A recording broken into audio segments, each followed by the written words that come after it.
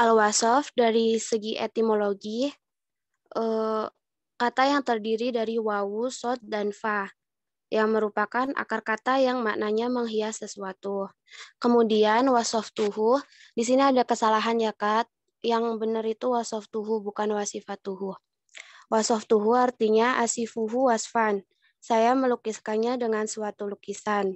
Asifah adalah al-imroh, yaitu tanda yang lumrah bagi sesuatu. Kemudian secara terminologi, suatu tambahan yang diberikan kepada materi atau zat yang diperoleh ketika materi itu dipahami, baik tambahan itu positif maupun negatif. Berdasarkan hal itu, makna asifah atau al-wasaf lebih luas daripada naat.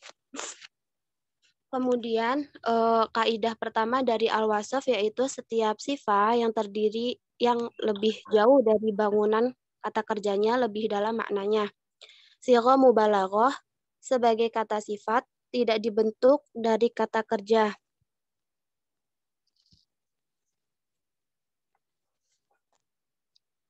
Tetapi dari masdar, sedangkan sifat musyabahah dibentuk dari kata kerja. Dengan demikian, sigha mubalaghah lebih jauh jaraknya daripada sifat musyabahah pada kata kerjanya. Berdasarkan kaidah di atas, makna sigha mubalaghah lebih dalam maknanya daripada sifat musyabahah. Misalnya pada firman Allah surat Al-Fatihah ayat yang ketiga yaitu Ar-Rahmanir-Rahim, Maha Pengasih, Maha Penyayang. Ar-Rahim adalah sifat musyabahah. Maknanya sama dengan Ar-Rahim. Isim fa'il dibentuk dari kata kerja rahimah. Ar-Rahman adalah sighah mubalaghah, berasal dari masdar Ar-Rahmah. Berdasarkan kaidah di atas, maka Ar-Rahman lebih dalam maknanya daripada Ar-Rahim.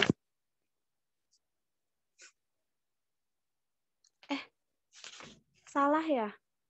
Ini tadi kaidah yang kedua. Kaidah yang pertama itu setiap sifat yang lebih jauh dari bangunan kata kerjanya lebih dalam maknanya. Benar kok, benar. Benar ya? Kemudian kaidah yang kedua yaitu sifat bagi nakiro berfungsi mengkhususkan dan sifat bagi ma'rifat berfungsi menjelaskan. Yang pertama menggunakan sifat pada nakiro. Contohnya surat Al-Mu'min ayat 28. Wa qala rajulun mu'minun min ali fir'auna yaktumu imanahu. Artinya, dan seorang laki-laki yang beriman di antara pengikut-pengikut Fir'aun yang menyembunyikan imannya berkata, dalam ayat ini terdapat frasa rajulun mu'minun, laki-laki yang beriman. Rajulun adalah kata benda nakiroh, dan mu'minun adalah sifat dari rajulun. Dengan pemberian kata mukmin itu, maka laki-laki itu tidak lagi umum, tetapi sudah dibatasi yaitu yang beriman. Dengan demikian, pemberian sifat pada kata benda nakiroh adalah untuk mengkhususkan. Kemudian yang B, penggunaan sifat pada nakiroh. Terdapat pada surat Al-A'raf ayat 157, alladzina yattabi'una rasulan nabiyyal ummiyah, yaitu orang-orang yang mengikut rasul nabi yang ummi. Dalam ayat itu an-nabiyal ummiyah, nabi yang ummi adalah sifat dari rasul, dari ar-rasul. Ar-rasul adalah ma'rifah. Dengan demikian, sifat dari ma'rifah fungsinya adalah menjelaskan kata yang disifatinya, bukan mengkhususkan. Nabi Muhammad SAW tidak mengerti baca tulis, tetapi ia menguasai ilmu Allah yang diberikannya kepadanya. Berarti ia tidak bodoh dan dengan keumiannya itu, tetapi justru manusia sangat hebat, karena gurunya langsung Allah dan ia tidak memerlukan ilmu manusia. Sifat di sini untuk menjelaskan. Kaidah yang ketiga yaitu sifat yang terletak sesudah idofah. Sedangkan mudofnya kata bilangan dapat dikenakan kepada mudof atau kepada mudof ilaih. Pengaitan sifat boleh kepada mudof atau kepada mudhof ilaih. A. Pengaitan kepada mudhof. Misalnya Quran Surah Al-Mulk ayat 3. Alladzi khalaqa sab'a samawati tibaqa, yang telah menciptakan 7 langit berlapis-lapis. Tibaqan adalah sifat dari sab'ah. Yang B. Pengaitan kata mudhof ilaih. Contoh Quran Surah Yusuf ayat 43. Wa qalal maliku inni ara sab'a baqaratin simanin. Raja berkata, saya bermimpi melihat 7 ekor sapi betina yang gemuk. Simanin adalah sifat dari baqaratin. Kemudian materi selanjutnya akan disampaikan oleh Kak Eni. Kepadanya disilahkan. Baik, terima kasih. Selanjutnya, sifah yang khusus untuk perempuan. Bila dimaksudkan dengannya pekerjaan, diberi tak marbutoh, tetapi jika dimaksudkan dengannya pembangsaan, tidak diberi tak marbutoh. Kata sifat ada yang khusus berkaitan dengan perempuan, seperti hamil, menyusui, melahirkan, dan sebagainya. Lalu, apakah kata-kata yang khusus berkaitan dengan perempuan itu perlu diberi tak atau tidak? Para ahli berbeda pendapat mengenai hal itu.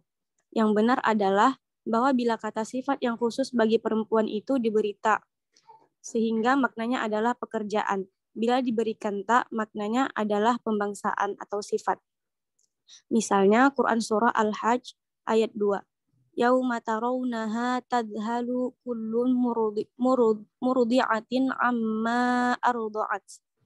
Hari ketika kalian lihat semua wanita yang menyusukan anaknya lengah dari anak yang disusunya.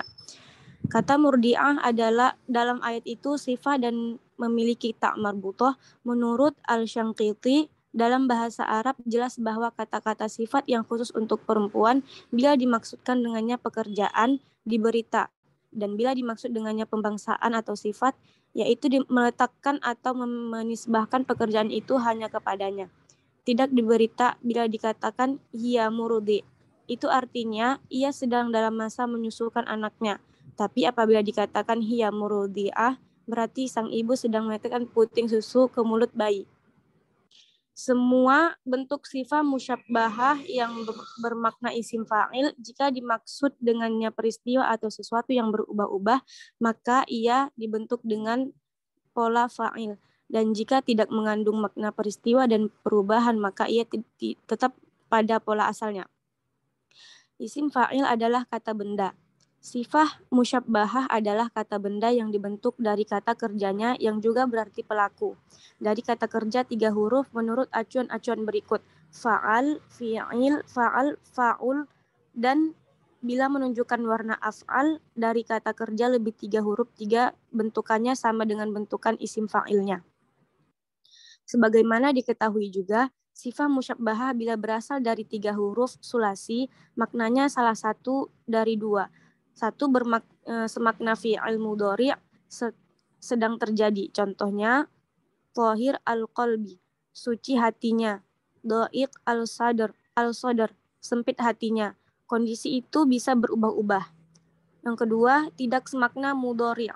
Contohnya, Jamil al-Zohir, bagus punggungnya, dan Karim al-Ab, mulia bapaknya. Kondisi ini tidak bisa berubah. Contohnya Quran Surah Al-Furqan ayat 13.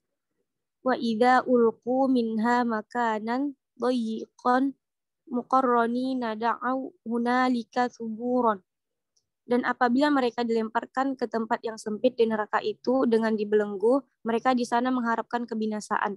Begitu juga Quran Surah Al-An'am ayat 125. Wa may yurid ay yudillahu yaj'al sadrahu dayyiqan harajan ka'annama yas'adu fis sama'i. Dan siapa yang dikehendaki Allah kesesatannya, niscaya Allah menjadikan dadanya sesak lagi sempit, seolah-olah ia sedang mendaki langit.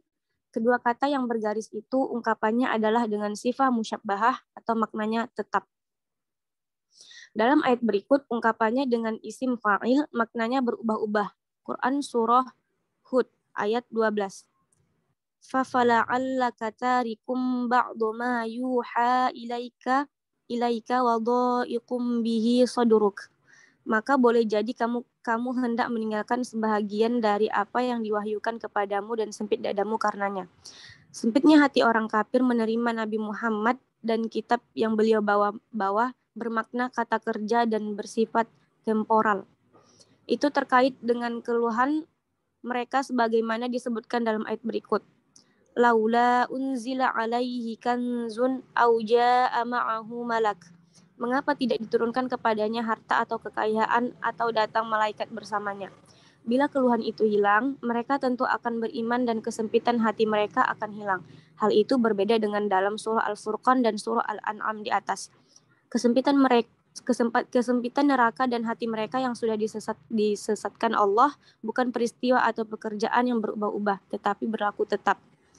Selanjutnya saya kembalikan kepada moderator. Materi selanjutnya akan disampaikan oleh Katias. Disilahkan kepada Katias. Baik, bismillahirrahmanirrahim. Untuk materi selanjutnya, yaitu patokan dalam penyampaian pujian adalah dari sifat yang lebih rendah kepada yang lebih tinggi, dan dalam mencela sebaliknya. Nah, penyebutan pujian dilakukan dari tingkatan yang lebih rendah ke tingkatan yang lebih tinggi. Karena apabila penyebutan lebih tinggi didahulukan, akan membuat yang lebih rendah itu kehilangan makna. Kemudian, bagaimana tentang yang disifati atau yang tersifati? Ketentuan dasar menjadi sebaliknya. Jadi, mengutamakan yang lebih tinggi, yang lebih penting ke lebih rendah. Sedangkan apabila celaan dimulai dari yang lebih hebat. Nah, ini dengan begitu dapat diklasifikasikan menjadi 3 poin. Yang pertama, menyatakan beberapa sifat baik untuk satu objek dilakukan mulai dari yang rendah ke yang lebih tinggi. Seperti kaidah yang bunyinya al-aslu an-nas sifatal ammata la ta'ti ba'dal khassa. Yang artinya yang dijadikan patokan adalah bahwa sifat umum tidak disebut setelah sifat khusus. Contoh, wa rajulun fasihun mutakallimun. Artinya dia pintar sekali berbicara dan seorang pembicara. Yang seharusnya adalah dia seorang pembicara dan pandai sekali berbicara. Jadi bukan fasihun dulu tapi mutakallimun terlebih dahulu. Contoh pada Al-Qur'an surat Al-Baqarah ayat 69. A'udzu billahi minasyaitonir rajim. Qalu ud'u lana rabbaka yubayyin lana ma launuha. Qala innahu yaqulu innaha baqaratun safra'u faqi'un launuha tasurrun nadirin.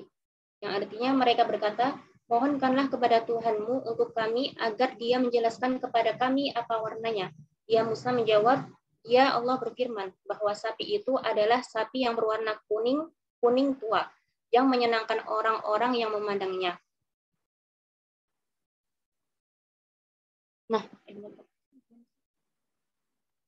Nah di sini disebutkan sofro, kemudian baru faqi. Kenapa? Karena sofro itu maknanya kuning saja, sedangkan faqi itu lebih dari kuning, maksudnya kuning tua. Jadi dari yang lebih disebutkan dari yang lebih rendah, kemudian baru yang lebih tinggi.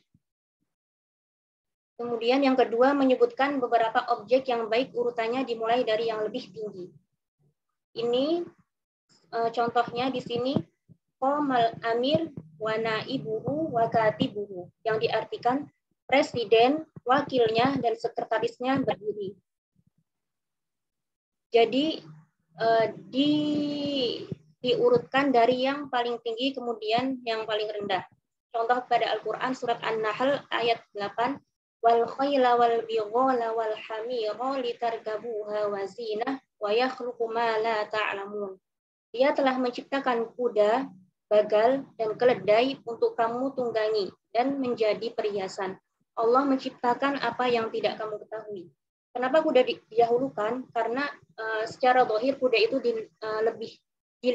dapat dilihat kalau kuda itu lebih besar dari bighal, kemudian baru hamir atau keledai. Kemudian yang poin ketiga menyebutkan sifat yang tidak baik, urutannya dimulai dari yang lebih tinggi atau yang lebih hebat. Itu contoh pada surat At-Taubah ayat 29, ayatnya qatilul ladzina la yu'minuna billahi wala bil yaumil akhir wala yuharrimuna ma haramallah ورسوله ولا يدينون دين الحق من الذين أوتوا الكتاب حتى يؤتوا الجزية عن يد وهم صاغرون. Perangilah orang-orang yang tidak beriman kepada Allah dan hari akhir, tidak mengharamkan menjauhi apa yang telah diharamkan oleh Allah dan Rasul-Nya, dan tidak mengikuti agama yang hak atau Islam, yaitu orang-orang yang telah diberikan kitab atau Yahudi dan Nasrani, sehingga mereka membayar jizyah dengan patuh dan mereka tunduk.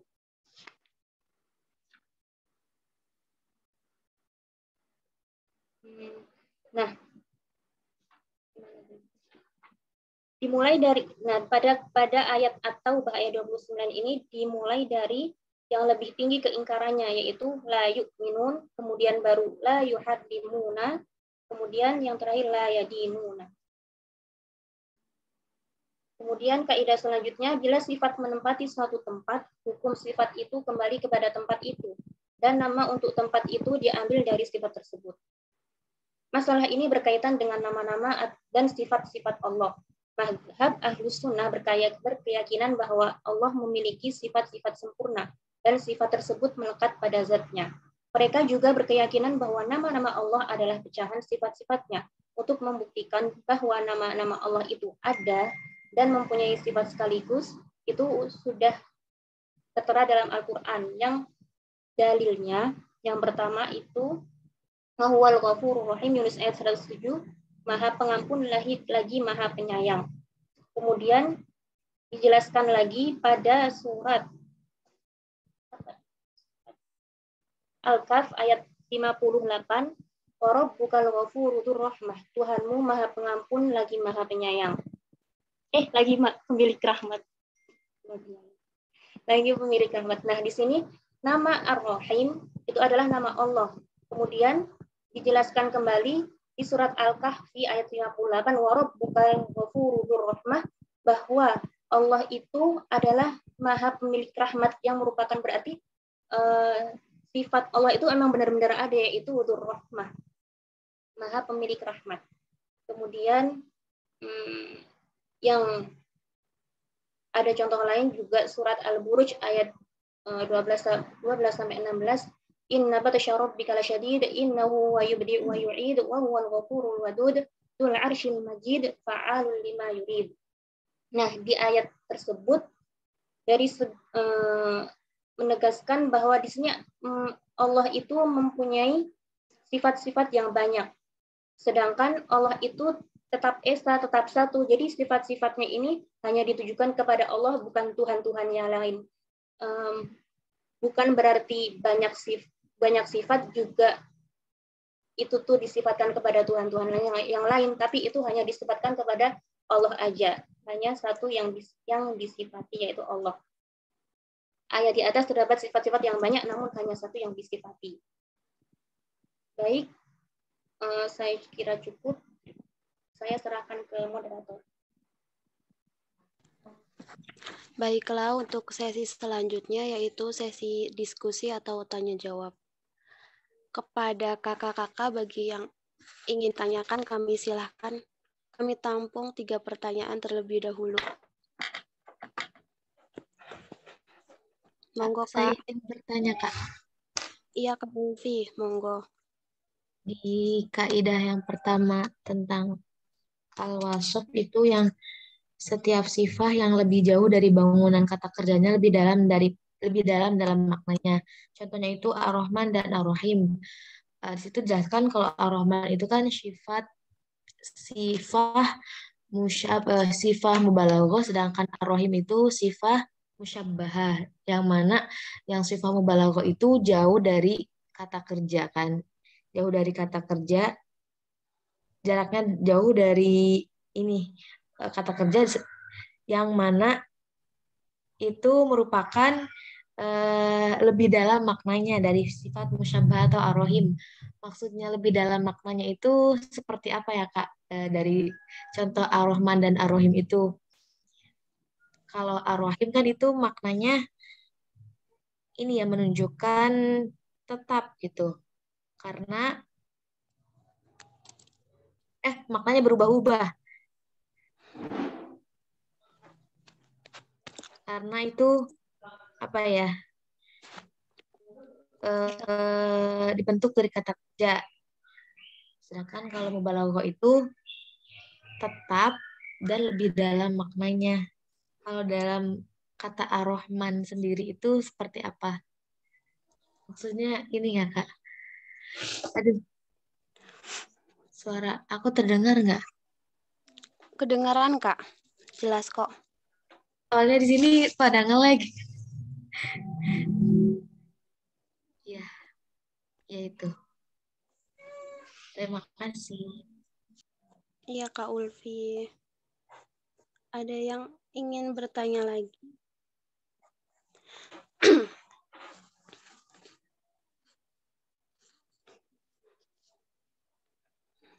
Kak, izin bertanya, Kak. Sofia Nuha. Iya, Kak Nuha, monggo. Izin bertanya di slide yang ini, Kak, yang patokan dalam penyampaian pujian. Nah, itu kan terbagi menjadi 3 nomor.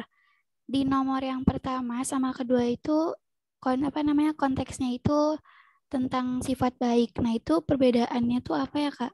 Nomor 1 dan nomor 2. Selain dari urutannya, Kak. Perbedaan dari selain urutan nomornya itu entah dari mananya gitu, ada nggak, Kak, perbedaan? Karena sama-sama membicarakan kebaikan sifat baik gitu, Kak. Makasih, Kak. Iya, Kak Nuha.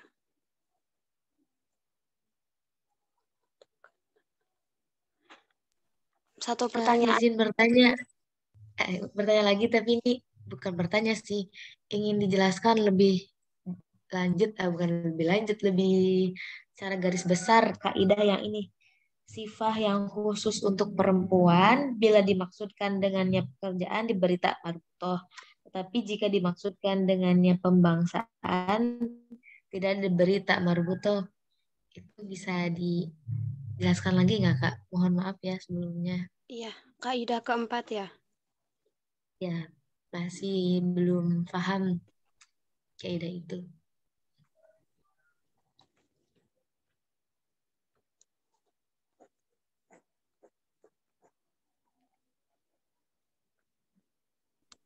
Kak Lasri boleh nanya nggak, Kak? Boleh. Sok. Kakak, urgensi dari mempelajari ini apa, Kak? Mungkin bisa dijelasin lagi, Kak. Terima kasih. Iya.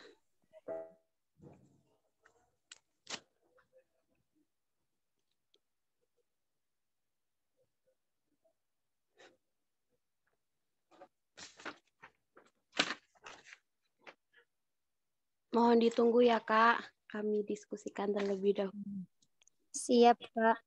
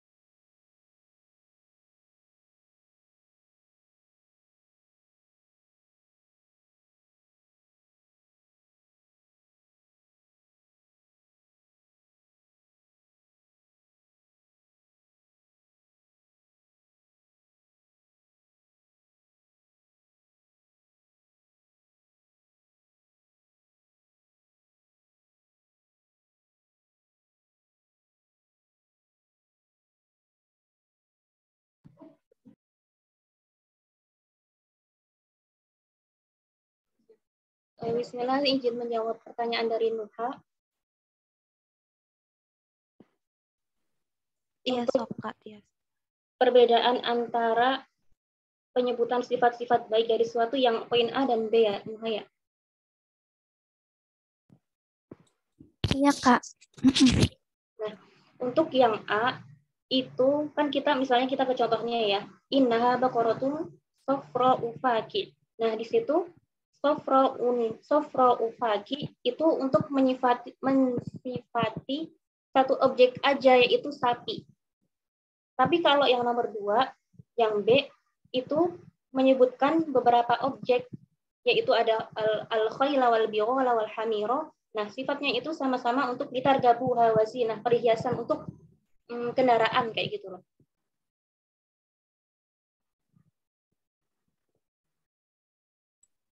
Oh, berarti jumlahnya ya, Kak? Jumlah objeknya gitu. Kalau yang A itu cuma mensifati satu objek, yaitu baqarah, sapi. Kalau yang B itu objeknya yang beberapa objek, nggak cuma satu objek aja. Bisa dipahami loh? Insya Allah bisa, Kak. Jadi perbedaannya hanya jumlah objeknya aja kan ya, Kak? Ya, insya Allah begitu. Makasih, Kak.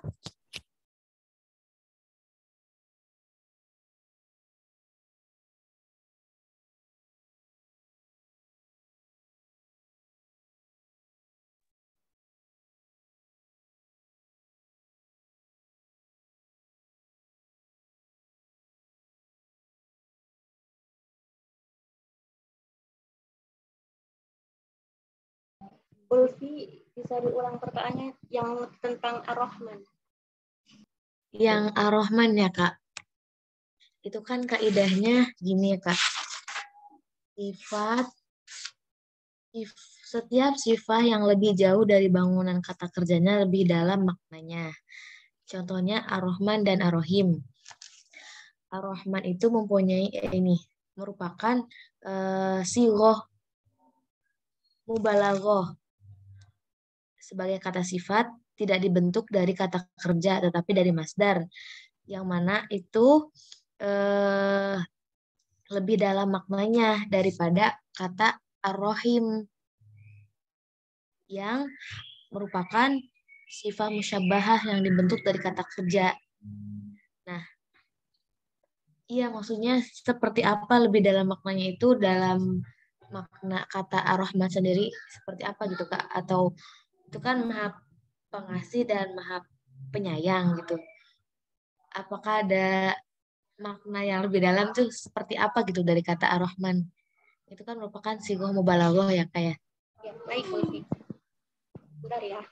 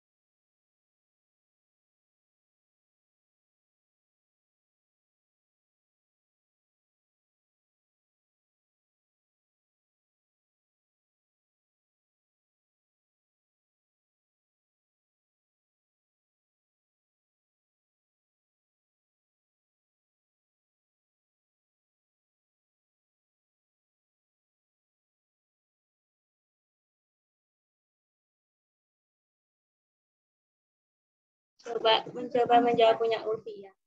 Ya, Kak. Kayaknya seru banget Kak Joy sama Kak Tias diskusi. Kan Ar-Rahman Ar-Rahim itu kan sama-sama Ya. dari Rohimah.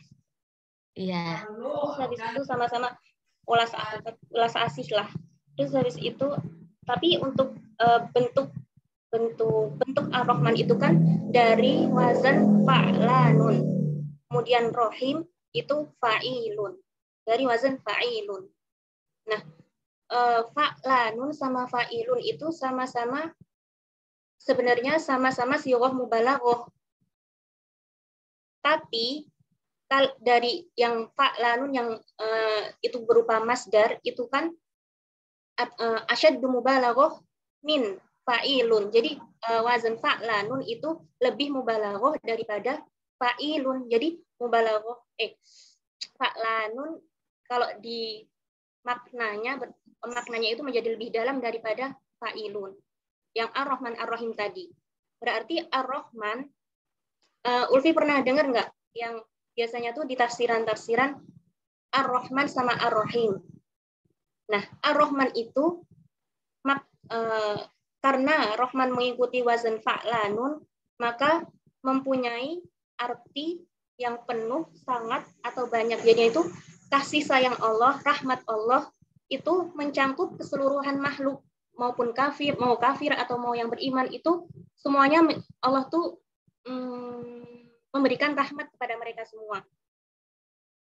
Tapi kalau untuk Ar-Rahim, Rahim itu hanya ditujukan kepada yang beriman aja. Pengasihnya itu, penyayangnya itu ditujukan kepada yang beriman aja. Jadi fa'lanun itu mempunyai makna yang ya sebenarnya yang nggak terbatas lah, maksudnya lebih dalam lagi daripada fa'ilun gitu. Paham nggak, Ulfi? Ya, paham. Berarti sebenarnya dua Ar-Rahman dan Ar-Rahim itu sama-sama sigung mubalaghah ya, Kak? Tapi kan di sini di buku yang Ar-Rahim adalah sifat musyabbahah ya. Iya. Ya. Nah, itu aku wallahu a'lam ya. Kalau misalnya sifat musyabbahah itu dari mananya, tapi mungkin untuk membedakan antara mana yang lebih mubalaghah sama yang enggak, yang asyaddu mubalaghah sama yang enggak. Jadi sifat musyabbahah itu enggak sedalam sighah mubalaghah.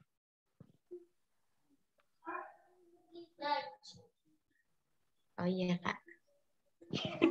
Kurang lebih gitu. Ya Mungkin Allah. ada yang nambahin. Luar biasa banget, Kak Tias. Ini aku juga belajar cari tahu. Ya, terima kasih. Jadi, Ulfi ada tanya lagi nggak sih tadi apa? Yang itu Kak, yang kaidah yang tak marbutoh itu apa ya? Sifah yang khusus untuk perempuan bila dimaksudkan dengannya pekerjaan diberi tak marbutoh, tetapi jika dimaksudkan dengannya pembangsaan tidak diberi tak marbutoh. Ada contoh lain nggak ya, Kak? Atau bisa jelaskan ulang?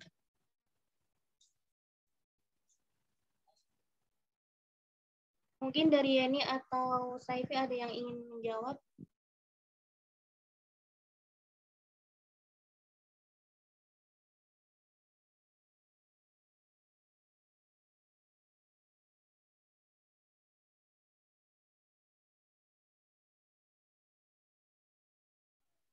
Kak, mau nyoba jawab pertanyaannya Kak Lastri. Yang urgensi dalam mempelajari bab ini. Kak Lastri mana? Kak Lastri? Iya. Kaget. Oke, Kak. Coba jawab ya. Nanti kalau ada kekurangan atau ada kesalahan, mungkin bisa dibenerin sama yang lain. Jadi urgensi mempelajari bab ini tuh bisa memahami Al-Quran dari sumber aslinya karena memang diturunkan dalam berbahasa Arab. Ada dalilnya yaitu terdapat dalam surat Toha ayat 113 yang artinya, dan demikianlah kami menurunkan Al-Quran dalam bahasa Arab dan kami telah menjelaskan berulang-ulang di dalamnya sebagian dari ancaman agar mereka bertakwa atau agar Allah itu memberi pengajaran bagi mereka. Itu Kak, kurang jelas enggak? Mau minta dijelasin maksudnya gimana, Kak? Oke, bentar-bentar.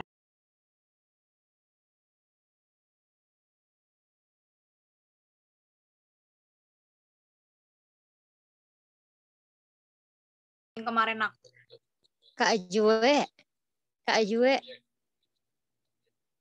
Jue ingat nggak pembahasan kita waktu tentang ayat-ayat yang berulang-ulang?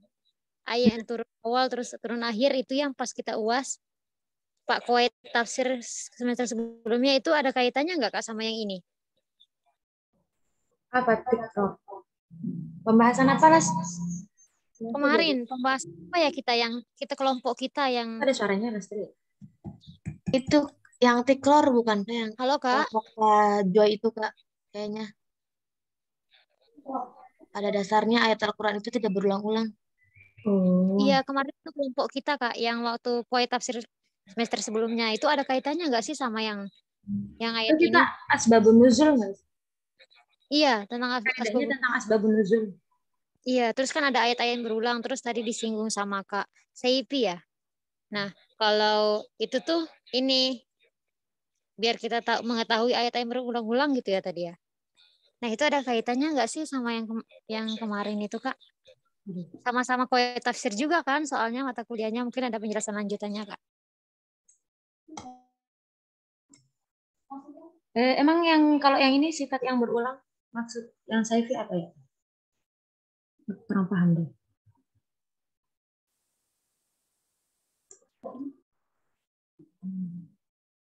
Ini jawaban Saifi apa ya?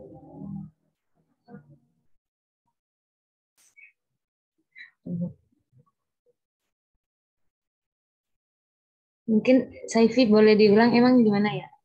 Oh, itu yang tadi tuh di surat Toha ayat 113 itu. Dan demikian kami menurunkan Al-Quran dalam bahasa Arab dan kami telah menjelaskan berulang-ulang di dalamnya sebagian dari ancaman agar mereka bertakwa atau agar Al-Quran itu memberi pengajaran bagi mereka. Gitu Kak Juwai. Oh, kalau itu contoh dari apa?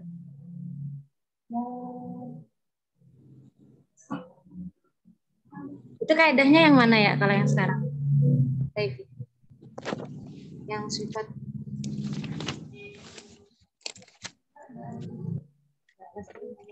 itu urgensi Kak. Urgensi. Itu kayaknya nggak ada hubungannya deh sama yang asbabun nuzul.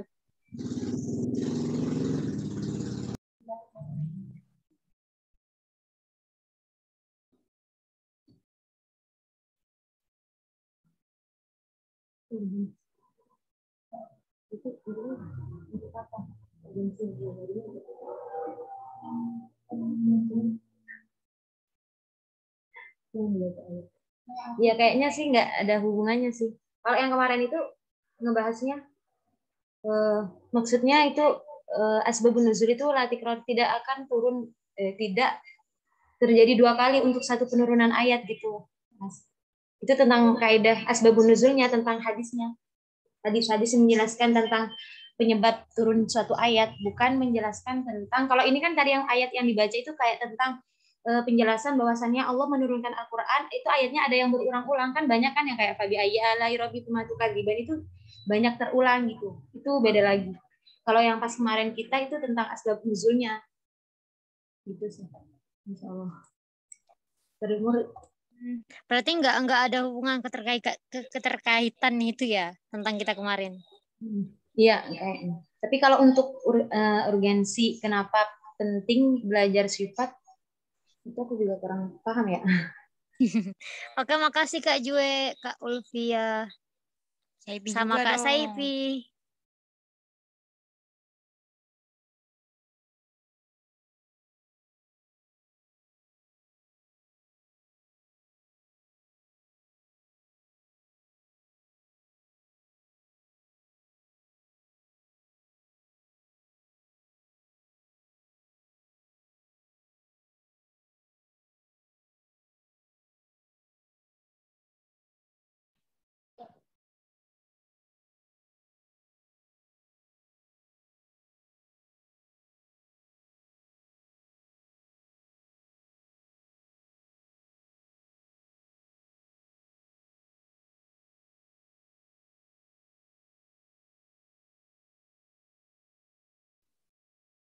Mungkin melengkapi dari penjelasan Saifi untuk kelas 3 ya.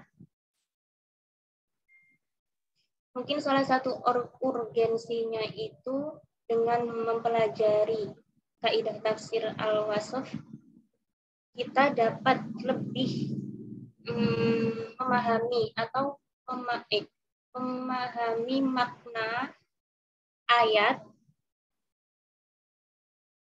memahami makna ayat dalam Al-Quran. Jadi kita mengetahui makna yang lebih dalam, mana makna yang apa ya? Intinya memahami makna ayat Al-Qur'an aja, lebih untuk lebih memahami makna ayat Al-Qur'an. Salah satunya itu.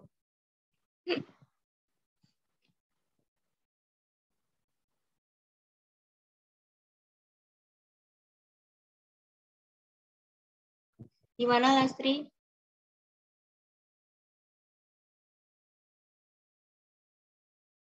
Oh, terima kasih Kak Tias. Mungkin nanti mau penjelasannya bisa di-share ya, Kak. Makasih Kak Tias. Kak Joy.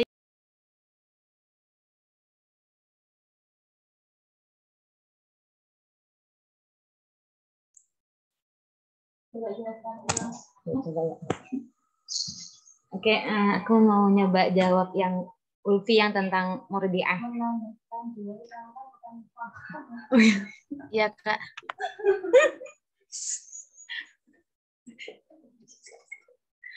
Itu kan sifat yang khusus untuk perempuan bila dimaksudkan dengan pekerjaan maka diberi tak marbutoh, tetapi apabila hanya sebatas pembangsaan maka tidak usah diberi tak marbutoh. Kata sifat yang khusus berkaitan dengan perempuan misalnya kayak hamil, menyusui, melahirkan. Lalu apakah kata-kata itu yang berkaitan tersebut perlu diberi tak atau enggak sih? Nah, para ahli berbeda pendapat mengenai hal itu. Yang benar adalah bahwa bila kata sifat yang khusus bagi perempuan itu diberi tak, maka sehingga pemaknaannya adalah pekerjaan. Bila tidak diberi tak, maka maknanya adalah pembangsaan. Kan kalau dalam misalnya segi nahwu itu biasanya kita tahu kalau oh ini kalau ada apa sih contohnya? Apa ya contohnya? Yang kan biasanya isim yang buat apa sih kalimat isim tapi yang buat cowok itu kan biasanya nggak ada taknya tuh. Tapi kalau yang buat cewek, yang khusus cewek disebut muannas ada taknya gitu kan biasanya kaidahnya gitu. Tanis gitu. Iya. Baik, tanis apa tak marbutoh sih Kak sebenarnya? Sebenarnya sama aja sih tak marbutoh tak. Kalau tak tanis yang itu kalau jamak muannas salim. Kalau yang maknanya banyak muannasnya tapi banyak orangnya, banyak maknanya misalnya muslimatun itu kan ada taknya juga. Tapi itu taknya tak itu kan tak apa sih? Tak maftuhah ya.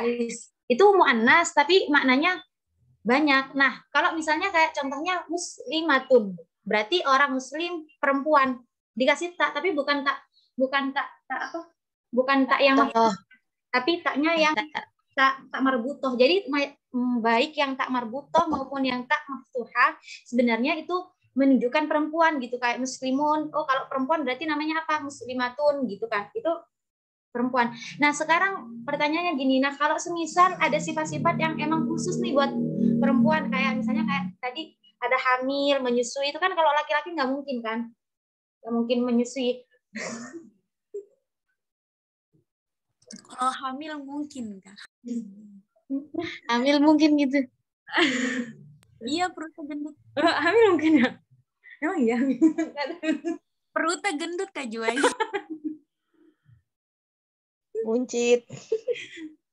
Ya itu kan yang khusus kayak haid itu cowok nggak bakal ngalamin gitu. Itu udah yang jadi kayak sifat khusus. Nah, kalau yang sifat khusus gitu, apakah kalau kita menemukan kalau kita misalnya kayak pengen bikin kalimat nih, apakah harus dikasih tak marbutoh juga kayak ketentuan muslimun jadi muslimatun atau enggak? Nah, itu ada perbedaan pendapat nih. Ada katanya kalau yang berarti kalau yang adalah sifat yang ternyata itu khusus perempuan, tapi ternyata kok masih ada tak marbutohnya padahal itu udah khusus. Nah, itu menunjukkan suatu pekerjaan. Misalnya kan contohnya itu murdiatun di ayatnya apa ya?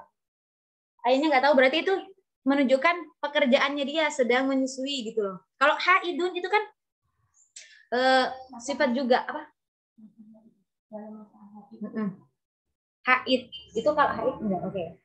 Airnya apa sih?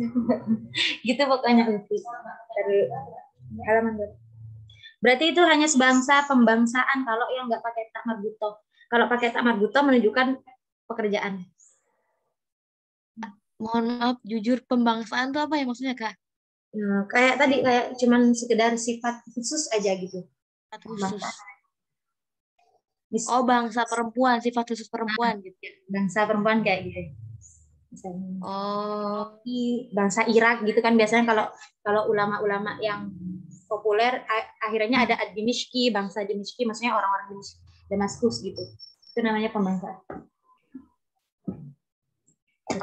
Yes.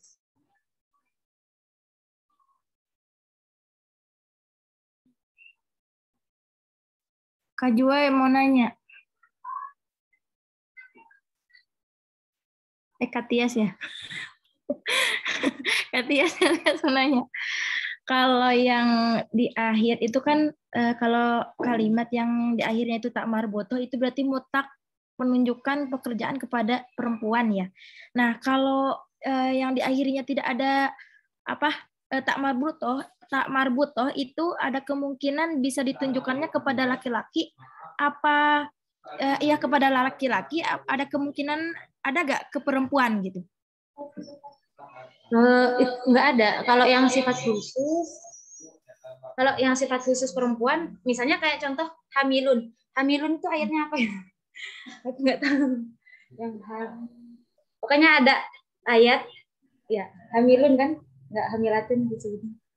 Kayaknya kalau yang lafaz hamil itu tulisannya hamilun bukan hamilatun kayaknya kalau dalam Al-Qur'an. Aku juga lupa deh. Berarti itu nggak mutlak untuk perempuan aja ya? Apa? Iya gimana? Berarti nggak mutlak untuk perempuan aja? Itu kan udah kayak sifat yang pasti punya perempuan. Oh, kayak iya. Katanya haidun. Enggak, Iya. tak marbutoh. Berarti itu hanya sebagai sifat. Oh, ini sifat milik perempuan. Nah, kalau semisal pakai tak kayak murdi'un sebenarnya dia juga sifat perempuan kan, hamil. Tapi kalau yang pakai tak itu nih kalau aku ambil contohnya misalnya yauma tarawna tadhhalu kullu murdi'atin amma arda'at. Hari ketika kalian lihat semua wanita yang menyusukan anaknya lengah dari yang disusuinya. Jadi lagi nyusu apa ya? Pekerjaannya Kak, pekerjaan gitu. Menyusui. Sedang menyusui berarti gitu loh. Dikasih tak Pada saat itu tapi kalau khususnya sama-sama khusus buat perempuan yang dibahas. Baik itu murdi'atun atau hamilun walaupun tanpa tak juga khusus dia itu juga sifat. Tapi kalau yang tanpa tak berarti hanya sebangsa sifatnya aja gitu yang dibahas. Yang khusus jadi kan kayak murdiah itu menyusui, hamil, haid itu kan hanya sifat-sifat yang dimiliki oleh perempuan, nggak bakal ada di laki-laki. Jadi itu sifat-sifat khusus aja. Nah, terus sifat-sifat laki-laki itu kan nggak diakhiri sama tamar buto ya. Apakah ada nggak kemungkinan besarnya itu sifat ataupun pemaknaannya bisa mencakup ke perempuan? Kalau Gasna itu pernah dengar gitu bahwa apa sifat dari laki-laki kenapa disitunya misal muzakkar karena emang udah mencakup gitu ke perempuan gitu. Tapi lupa itu ayatnya apa gitu, ayat Qur'annya.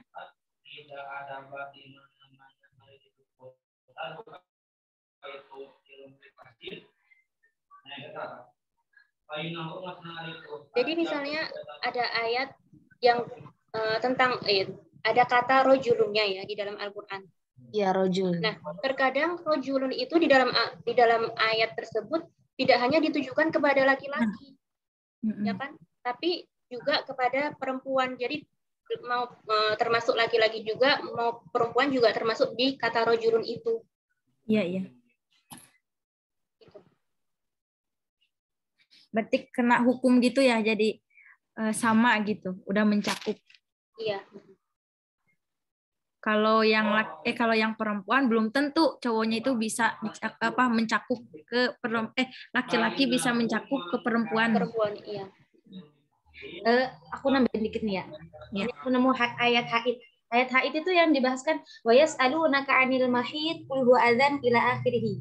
Nah, itu pakainya kata-kata mahidun tanpa tak marbutoh, bukan anil mahidoh, bukan gitu. Ya. Kenapa alasannya? Karena di sini bukan suatu pekerjaan yang sedang dikerjakan. Jadi itu ini isi ayatnya tuh, dan mereka bertanya kepadamu wahai Muhammad tentang haid itu gimana? Itu kan bukan pekerjaan kan? Maksudnya kayak Iya. cuman nanya, kalau haid itu gimana sih? Bukan sedang, misalnya aku lagi haid, bukan gitu kata-katanya. Tapi kalau haid itu gimana? Gitu, paham nggak perbedaannya? Iya. Iya. Cuman hanya doang ditanyain gitu. Makanya tanpa tak. Ya.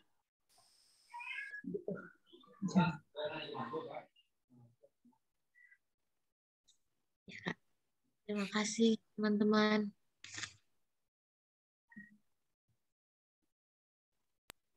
Makasih Kak Jua, udah bantu. Makasih kakak-kakak.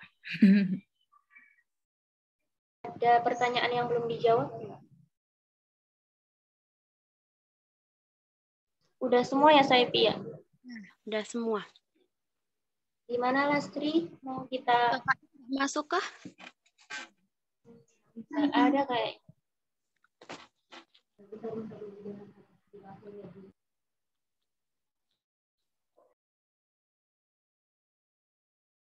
Lastri? Gimana lah? Lagi ke kamar mandi Kak Tias. Oh, oke. Kenapa Kak?